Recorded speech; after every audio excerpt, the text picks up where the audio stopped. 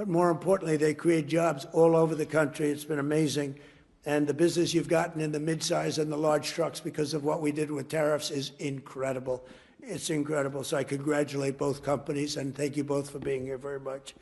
And as we announced in May, Saudi Arabia is also making an enormous commitment to building up its own defense capabilities with the largest arms purchase in history, nearly $142 billion worth of American military equipment and services. And as I've said many times, and we've demonstrated just a short while ago, but quite a bit. We make the best military equipment in the world by far. We make the best jets, the best missiles. We make the best military equipment in the world. There's nothing even close. But this will mark and make both of our nations safer and cement the kingdom's role as a key force for stability and security in the Middle East.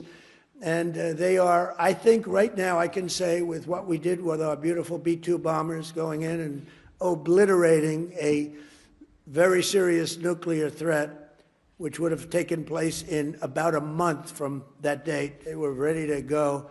They're not ready to go anymore. They'd like very much to make a deal with us, and they call us, and we'll end up probably doing that. That's Iran. But when you really think about it, Your Majesty, I think that this is the best in terms of safety. Saudi Arabia has never been as safe as it is right now. You always had a little cloud over your head, and sometimes that cloud was very big. That cloud is not there anymore, and we want to keep it that way. So that's why tonight I'm pleased to announce that we're taking our military cooperation to even greater heights by formally designating Saudi Arabia as a major non-NATO ally, which is something that is very important to them. And I'm just telling you now for the first time because I wanted to keep a little secret for tonight. I just heard him say, oh, that's nice. That's another point you won today. And signing a historic strategic defense agreement, which we just signed a little while ago. So congratulations. It's our honor.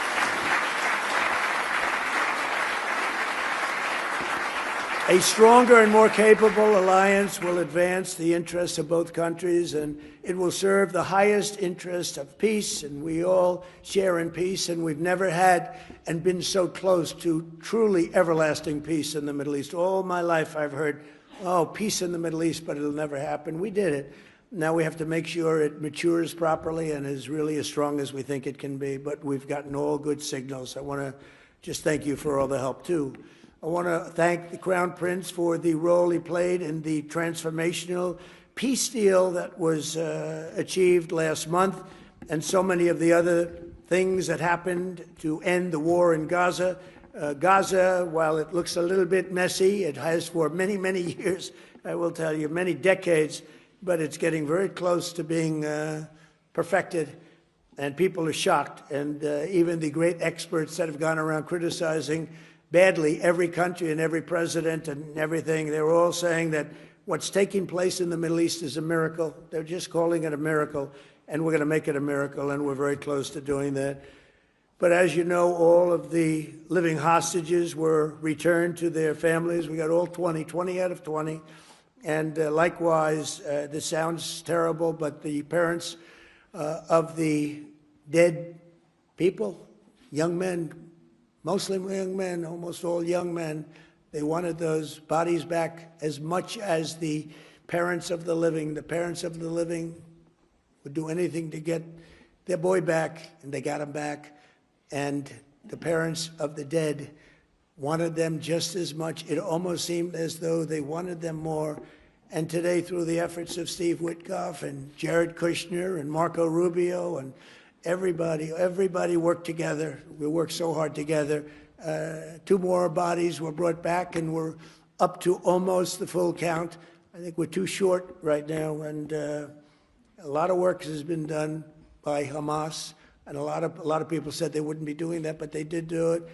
And the bodies have been delivered to the families, to the mothers, to the fathers, and at least they can be in peace. It's amazing. It was a miserable period of time. We have 2 more to go, and I think we'll be getting them also.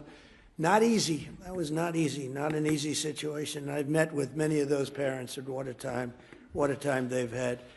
But we also want to thank all of the people living in Gaza, the residents of Gaza. and